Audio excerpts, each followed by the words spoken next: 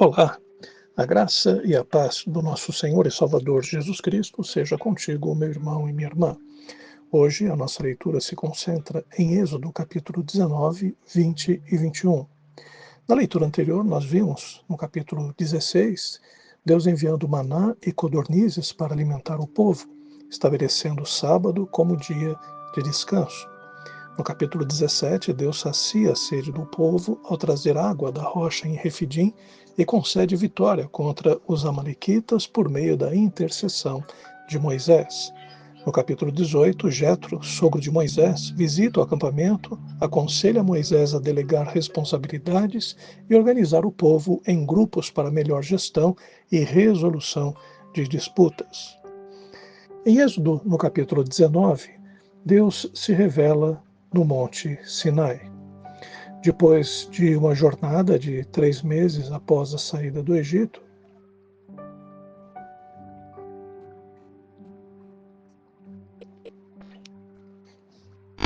Olá, a graça e a paz do nosso Senhor e Salvador Jesus Cristo seja contigo, meu irmão e minha irmã. Hoje a nossa leitura se concentra em Êxodo, no capítulo 19, 20 e 21. Na leitura anterior, no capítulo 16, Deus envia maná e codornizes para alimentar o povo, estabelecendo o sábado como dia de descanso. No capítulo 17, Deus sacia a sede do povo ao trazer água da rocha em Refidim e concede vitória contra os amalequitas por meio da intercessão de Moisés. No capítulo 18, Jetro, sogro de Moisés, visita o acampamento, aconselha Moisés a delegar responsabilidades e organizar o povo em grupos para melhor gestão e resolução de disputas. Em Êxodo, no capítulo 19, o povo de Israel chega ao deserto do Sinai, 3 meses após a saída do Egito. Deus chama Moisés ao monte e estabelece uma aliança. Israel será o seu povo escolhido, uma nação santa e um reino de sacerdotes se obedecerem à sua palavra. O povo, então, aceita a aliança, o compromisso, e Deus ordena que o povo se purifique, se prepare, pois ele irá manifestar sua presença no Monte Sinai, não apenas para Moisés, mas para todo o povo. No terceiro dia, com trovões, relâmpagos, som de trombeta e uma nuvem espessa no monte, Deus demonstra a sua majestade e a sua santidade. O povo, com medo, permanece à distância, enquanto Moisés sobe para falar com Deus. Esse é um capítulo muito especial porque mostra o início da nacionalidade do povo de Israel.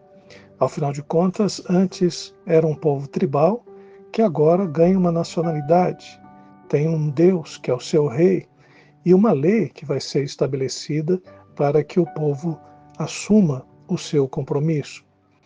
Esse capítulo ele enfatiza que o relacionamento com Deus ele requer a obediência, a santidade e o compromisso, e reverência à santidade divina.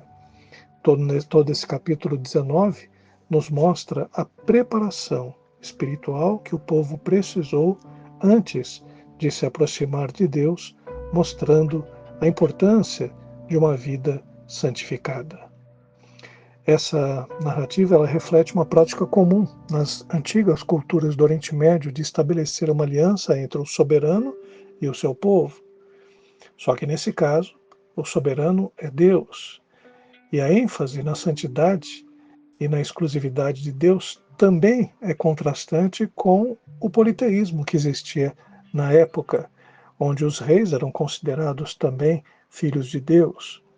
Então aqui nós temos uma diferença, apesar de existir um pacto, como era feito com nações e seus deuses, aqui nós temos a diferença de que não é um mediador humano que nós temos, Moisés apenas faz o papel daquele que é o profeta, que está levando para Deus, que é o rei, que é o soberano. E além disso, a questão do politeísmo. Nós vamos ver, por exemplo, em Êxodo capítulo 20, que o politeísmo, já logo no início, é descartado.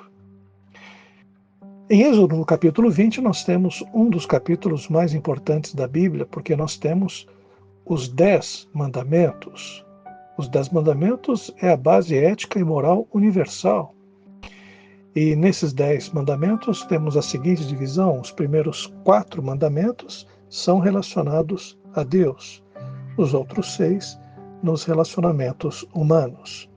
São esses os 10 mandamentos: não ter outros deuses além do Senhor, não fazer imagens de escultura para adorar, não tomar o nome do Senhor em vão, guardar o sábado, honrar o pai e a mãe, não matar, não adulterar, não furtar, não dar falso testemunho e não cobiçar. Essa é a base de todas as leis posteriores que nós vamos ver Moisés ensinando o povo. É importante dizer que esses 10 mandamentos funcionam como uma espécie de constituição. O que nós teremos nos capítulos posteriores, na verdade, é uma regulamentação, como regulamentar em questões civis, em questões mais particulares, aquilo que foi estabelecido como princípio nesses 10 mandamentos. Agora, uma coisa importante: os 10 mandamentos, Deus reafirma que eles não devem fazer deuses de ouro ou prata, mas somente adorá-lo. E ele instrui até mesmo como um altar deveria ser construído para os sacrifícios. Como nós dissemos, os 10 mandamentos formam a base moral e universal da humanidade. E também nós podemos perceber que nesses mandamentos temos, além do relacionamento com Deus, temos também a responsabilidade comunitária, com reis ou com regras que promovem justiça e harmonia também na sociedade. Mas um dado que chama atenção é que esses mandamentos, eles têm como princípio o temor ao verdadeiro Deus. Alguns aspectos históricos: o Decálogo, ou os 10 mandamentos, é único na sua forma e conteúdo, comparado, por exemplo, aos códigos legais da época, como, por exemplo, o Código de Hammurabi, da Babilônia. Enquanto que o Código de Hammurabi ele é baseado em leis civis, os 10 mandamentos são baseados em um relacionamento com Deus. E também, evidentemente, a proibição de imagens contrastava diretamente com as práticas religiosas egípcias, cananeias, mesopotâmicas, que eram altamente idólatras. Em Êxodo, no capítulo 21, nós temos uma sequência de leis que vão regulamentar, evidentemente, e aplicar esses mandamentos caso a caso. Nesse capítulo, nós vemos que inicia um conjunto de leis a respeito da vida social e moral de Israel.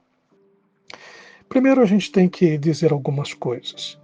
Não podemos analisar essas leis como sendo leis parecidas com as nossas leis atuais ou aplicáveis hoje.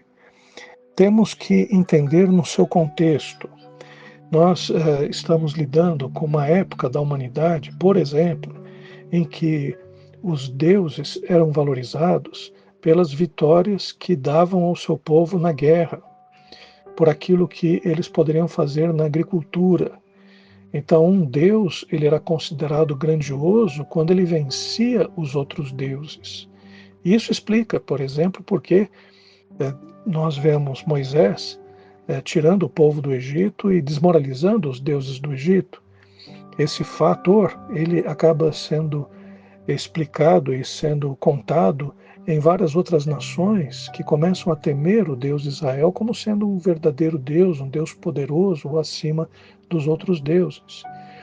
Nós estamos lidando com uma época bárbara da humanidade. E nessa época existe a escravidão. Não é que Deus está instituindo a escravidão, Ele está regulamentando uma prática que existe, tornando essa prática mais humana, para que essa prática ela vá sendo descartada conforme o tempo vá passando. Alguns podem dizer, mas isso é injusto. Ora, é injusto quando a gente olha numa perspectiva de uma sociedade como a nossa, em que o modo de produção é capitalista. Mas para chegar no modo de produção capitalista, antes, Houve o modo de produção que era feudal, por exemplo, e o modo de produção escravista. Então, muita coisa aconteceu para que hoje as relações comerciais, as relações trabalhistas fossem diferentes.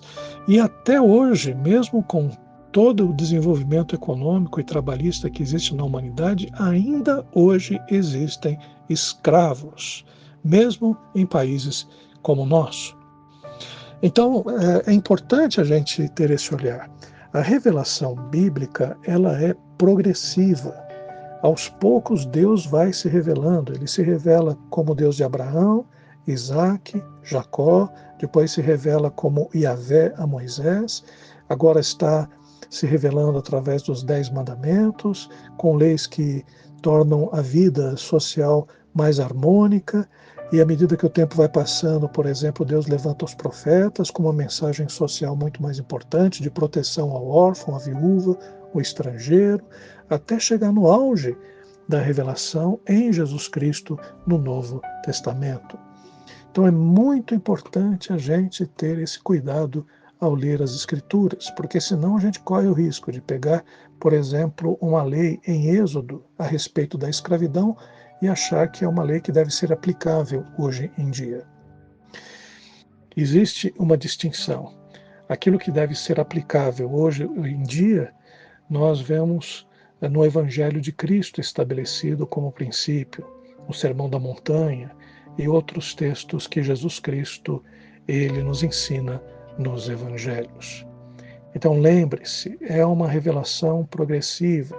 O povo vai aprendendo como uma criança. Uma criança, você não pode simplesmente dizer para ela não colocar o dedo na tomada, porque senão ela vai tomar um choque de 110 ou 220, ou vai explicar com a complexidade da eletricidade. Você simplesmente diz para a criança, não faça isso. Isso machuca, isso traz dodói. E à medida que ela vai crescendo, ela vai entendendo acerca do que é eletricidade. É o que está acontecendo na revelação bíblica nesse momento em toda a Escritura Sagrada. Então é importante nesse capítulo entender que algumas leis são dadas, né? Leis, por exemplo, sobre o tratamento de escravos hebreus, como eles deveriam ser libertos após 6 anos de serviço, o direito das mulheres servas, as punições para homicídios, sejam eles dolosos ou culposos. Também a questão das agressões, das ofensas, com ferimentos e morte causadas até mesmo por animais.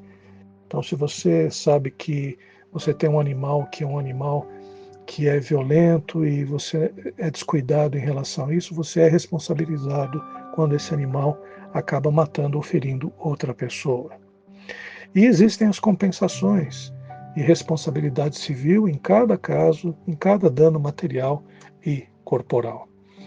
Essas leis, elas estão sendo estabelecidas justamente para mostrar justiça e dignidade, porque afinal de contas as leis mostram que Deus se importa com a justiça e o bem-estar de todos, inclusive dos mais vulneráveis, como escravos e mulheres.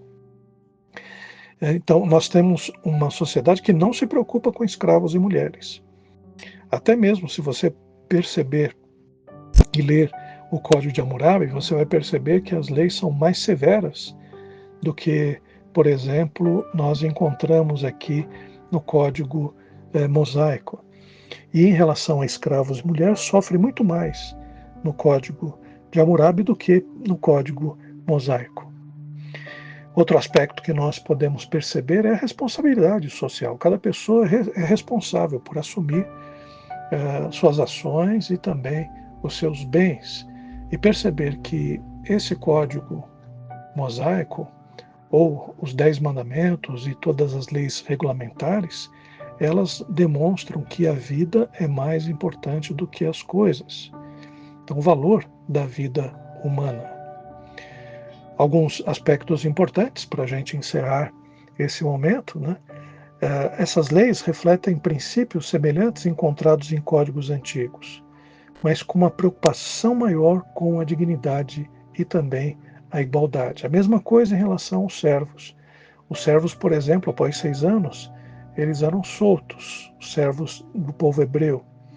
já em outras culturas serviam a vida inteira. Então, essas leis são importantes e mostram uma transição de uma sociedade tribal para uma sociedade organizada, que vai ocupar uma terra, que vai estabelecer ordens para uma convivência pacífica e harmoniosa. Que Deus abençoe a todos.